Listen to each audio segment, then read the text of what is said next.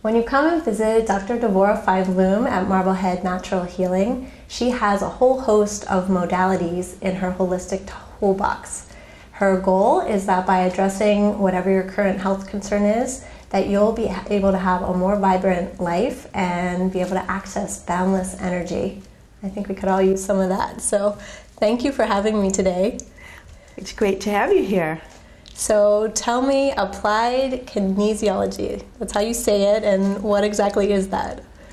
Okay, applied kinesiology, you can call it muscle testing. Okay, much easier to say. Much easier. And it was developed in the 1960s by a chiropractor named Dr. George Goodhart. And he found something very interesting that nobody knew before, that if you put certain substances on the body or in the mouth, like a nutrition substance, it could have an impact and affect the strength of a muscle. Where if you put certain other, what we call noxious or toxic stimuli on the body, it could cause certain muscles to go weak. So what that's really saying is that the body intuitively knows what's right for it, what's good, what's bad for it. By doing these very simple muscle tests, you can access that information.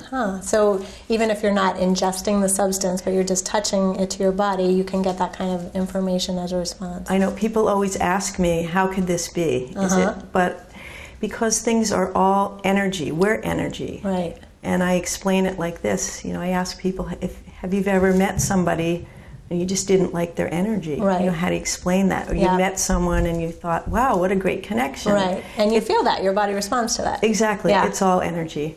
So what are you looking for when you do a muscle test? I look for two things. The first thing I look for is a strong indicator muscle. And I would love to show you if you would like.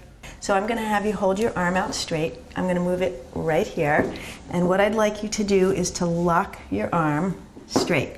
Okay? Yep. So I'm going to ask you to resist. I'm going to push very gently down on your arm. Okay? You ready? Yep. Straight down, and you're going to push up.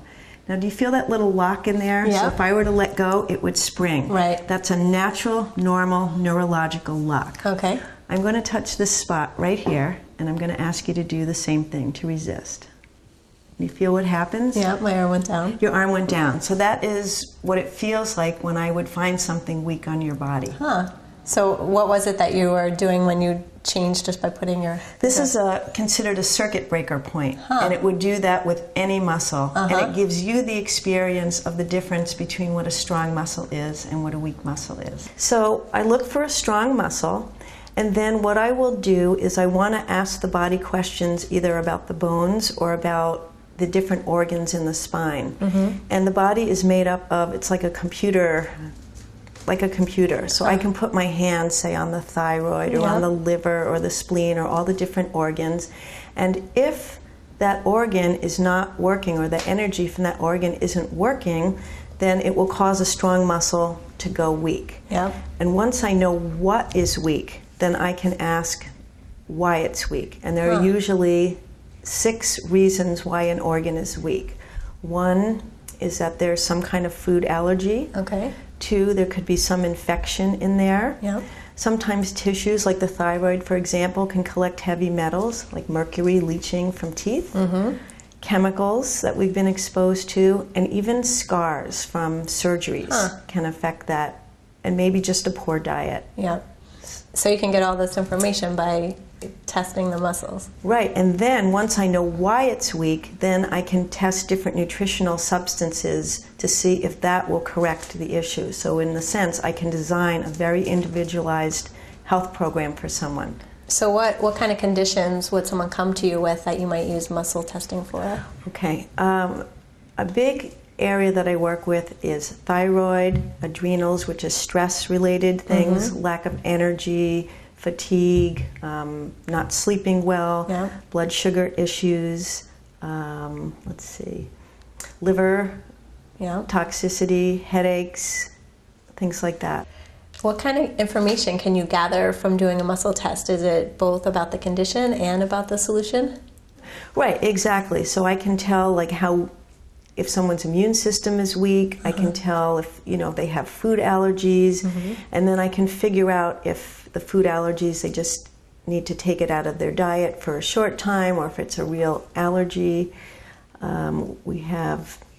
I can tell if the scars are tripping up the energy fields, and chemicals and heavy metals. I can tell if that's in the body and how to get rid of it. Nice. So obviously this is something you're trained to do. It's not something you would do at home. So is there something that you would recommend for people at home, like how they could just tap into their body and start listening a little more to what their body's saying to them to improve their health? I think low energy or energy imbalances are a really good way to know that something is out of balance. If you're not sleeping well through the night, and you don't eat well, I think those are all kinds of signs, like maybe you're craving things because you need the extra energy. Right. So those are the kinds of things that I would look for. So the things that are out of balance will give you an indication that you might want to make an adjustment to be in balance. Right, even if you're even moody is a real good sign that something's out of balance. Well, thank you for those tips.